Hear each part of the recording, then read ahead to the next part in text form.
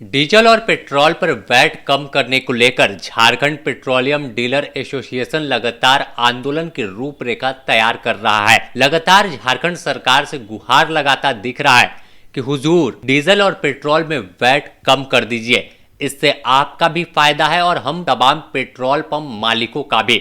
दरअसल हुआ कुछ ऐसा है कि झारखंड में बिहार और यूपी और बंगाल के मुकाबले पेट्रोल और डीजल पर वैट ज्यादा लगता है, जिससे हाईवे से निकलने वाली बड़ी गाड़ियां झारखंड में रुककर पेट्रोल नहीं लेती। ऐसे में पेट्रोल पंप मालिकों को काफी नुकसान हो रहा है। पेट्रोल और डीजल की बिक्री कम हो रही है। अगर झारखंड में भी अन्य राज्यों के मुकाबले टैक्स कम कर दिया जाएगा तो झारखंड में पेट्रोल पड़ोसी राज्यों से सस्ता हो जाएगा, जो इंडी गठबंधन का 2019 में चुनावी मैनिफेस्टो में भी था। लगातार इसे लेकर पेट्रोलियम डीलर एसोसिएशन कभी विभागीय मंत्री तो कभी मुख्यमंत्री और अब इंडी गठबंधन के नेताओं के पास पहुंचकर विज्ञप्ति देकर कह रहा है कि आप अपने चुनावी वादों को याद कीजिए और एक बड़ी राहत पेट्रोलियम डीलर एसोसिएशन के मांग पर तमाम पेट्रोल पंप मालिकों को देने का काम कीजिए। इसी कड़ी में बात करें तो गुरुवार को कांग्रेस के प्रदेश अध्यक्ष केशव महतो कमलेश से मुलाकात कर 2019 के चुनावी घोषणा पत्र को याद दिलाया और मांग पत्र सौंपते हुए कहा कि आप इस पर आगे पहल कीजिए, जिससे सरकार निर्णय ले कि पेट्रोल डीजल का वैट कम हो जाए। आपको सुनाते हैं कि जब वह लगातार आंदोलन की रूपरेखा तैयार होती है, फिर आंदोलन वापस होता है, तो आखिर यह पूरा मसला क्या है, क्यों दाव और पेच लगातार अटका हुआ है, जबकि सरकार के चुनावी मैनिफेस्टो में भी यही बात थी कि सत्ता में आने के बाद इन तमाम चीजों को पूरा करेंगे। आपको पहले सुनाते हैं कि क्या कुछ कहा पेट्रोलियम डीलर एसोसिएशन के प्रदेश अध्यक्ष अशोक कुमार सिंह ने। देखो, पेट्रोल पंप वाले लगातार पिछले 8-9 साल से हम लोग आंदोलनरत हैं। लगातार सरकार से मांग कर रहे हैं। जब हेमंत सोरेन जी विपक्ष में थे उस वक्त से ये मुद्दा हमारे लिए खड़ा है। रघुवर दास के समय में ये वैट में वृद्धि हुई थी, 18 से बढ़ा करके 22% किया गया था, जिसका नतीजा हो गया कि पड़ोसी राज्यों की तुलना में हम महंगा हो गए। और यहाँ के जो बड़े व्यवसायी हैं, जो बड़े आउटसोर्सिंग कंपनियाँ हैं, वो दूसरे प्रदेशों से डीजल मंगा रही है। उत्तर प्रदेश से आ रहा है, गुजरात से आ रहा है, बंगाल से आ रहा है, माने हिंदुस्तान के कोने कोने से यहाँ डीजल झारखंड में आ रहा है, जिसमें सरकार को भी राजस्व कुछ मिल नहीं रहा है। और ये आंकड़ा करीब 35,000 किलोलीटर प्रति माह है। सरकार को हम लोग यही समझाए हैं कि भाई अगर आप वैट कम करते हैं तो आपका रिटेल में भी बिक्री बढ़ेगा और जो बड़े व्यवसायी खरीद बाहर से कर रहे हैं उस पर भी रोक लग जाएगी। तो कुल मिलाकर के राजस्व का फ़ायदा झारखंड सरकार को होगा और यहाँ की जनता को राहत मिलेगी। ये मूल बात यही है।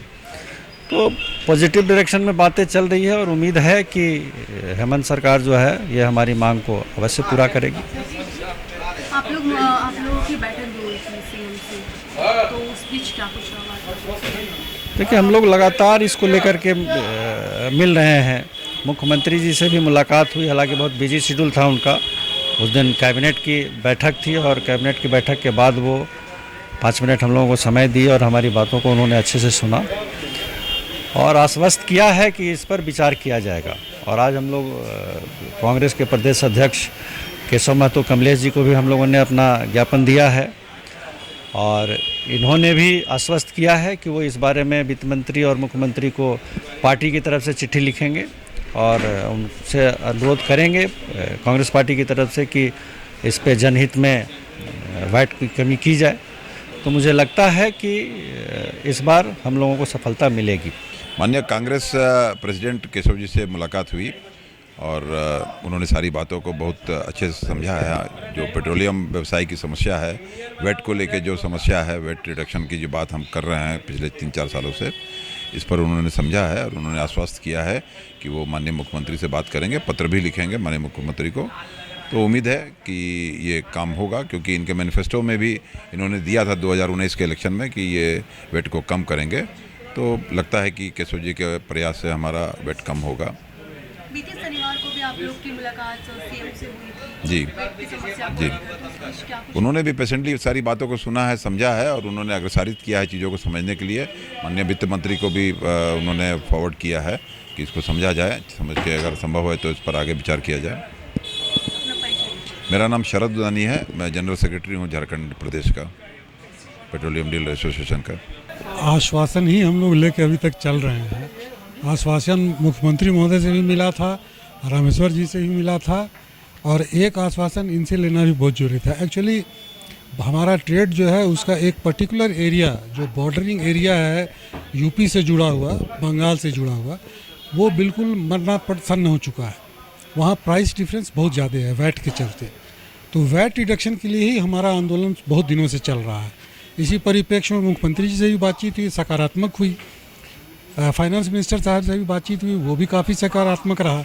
अब है कि ये कमलेश जी बड़े लोकप्रिय नेता हैं, हम लोगों के बहुत पुराने मित्र रहे हैं, तो इन्होंने भी एश्योर किया है। उसी चीज़ को प्रकट करने के लिए इनके सामने हम लोग आए थे कि इस विषय पर आप कुछ गंभीरता से अपने मंत्री महोदय को और मुख्यमंत्री महोदय को कहें और विश्वास दिलाएं कि ये काम अविलंब हो जाए। क्योंकि हमारे 2019 के कांग्रेस के मैनिफेस्टो में ये वर्णित था कि हम वैट को रिड्यूस करेंगे, जनहित को देखते हैं।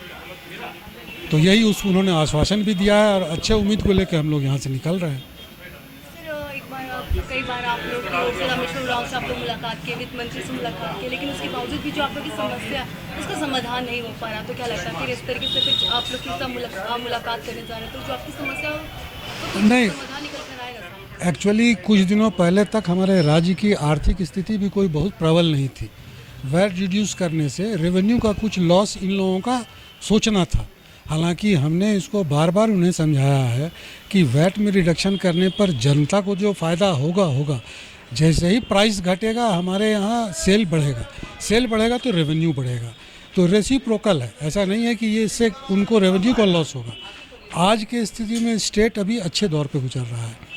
अब इस परिस्थिति में इलेक्शन हमारे माथा के सामने है, तो जनता को कुछ न कुछ राहत देने की आवश्यकता है। तो अभी हम लोग और प्रेशराइज करने की कोशिश कर रहे हैं और गवर्नमेंट को चाहते हैं कि वो झुके और हमारी मांगों को माने।